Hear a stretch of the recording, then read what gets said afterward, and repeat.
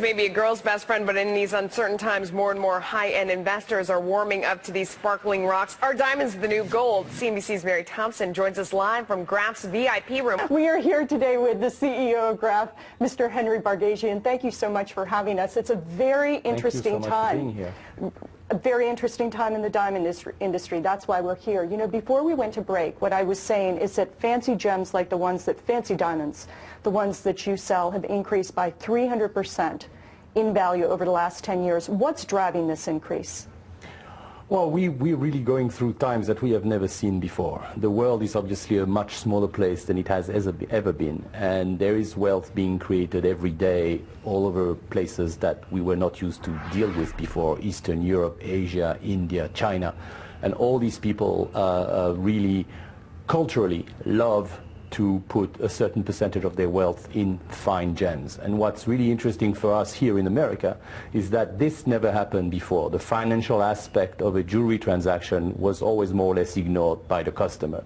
And now for the first time they realize, especially after what has happened since 2008, that owning fine diamond is actually not a bad idea, because they've kept their value through all this crisis, and they continue to increase as we speak. You spoke earlier with our senior talent producer, Lorianne Larocco, and you said for the first time ever you are seeing interest from private equity funds as well as private banks coming in here and saying, we want to buy this as an investment, not as something to give to our wife or our girlfriend, but our investment.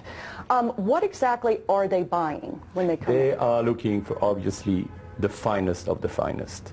As you said, it's the first time this ever happened, so it surprised a little bit all of us, but it's like looking at the art market. They really want the finest, the rarest, because obviously this is the surest bet that not only they're going to keep their value, but they're going to increase in value due to the demand. Is it demand as well? What is the supply like right now? For especially if we look over here, you know, we have a pair of earrings with two, I don't know any other way to say it, enormous yellow diamonds on them. So enormous indeed. They're 50 carats each. Okay. So this is just to give you an idea how rare this is. This is the only pair in existence in the world of this size and this quality. And how much would someone pay for something like this?